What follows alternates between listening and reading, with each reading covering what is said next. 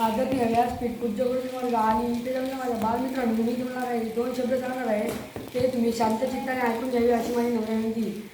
आज आषाढ शुद्ध पौर्णिमा हा दिवस आपण गुरुपौर्णिमा म्हणून मोठ्या आनंदाने साजरा करत आहोत. यानिमित्त सर्वांना गुरुपौर्णिमेच्या हार्दिक शुभेच्छा.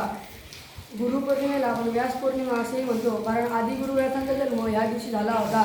भारतीय संस्कृतीत गुरूंचे स्थान हे अतिउच्च आहे. गुरूंना परमेश्वराचे दुसरे रूप असेही मानले जातात. गुरु हे तेजस्वी सूर्याप्रमाणे असतात. ते समाजाला ज्ञान देण्याचे कार्य करत असतात.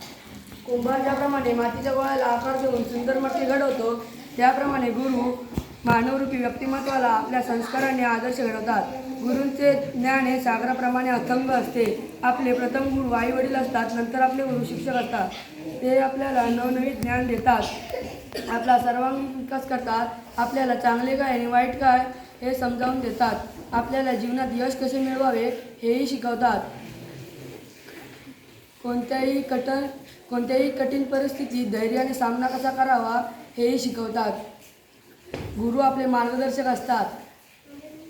आपण त्यांचा नेहमी आदर करावा. चांगला अभ्यास करून, चांगले कार्य करून आपल्या आईवडिलांचे, शिक्षकांचे आणि शाळेचे नाव लौकिक करा. काळोखाची रात्र जरी असली तरी 7 कंदिलाची मिळावी. देव्हाऱ्यातील वाट सदैव तेवत राहावी. माझ्या साऱ्या गुरूंना दीर्घायुष्याची शिदोरी लाभावी. धन्यवाद.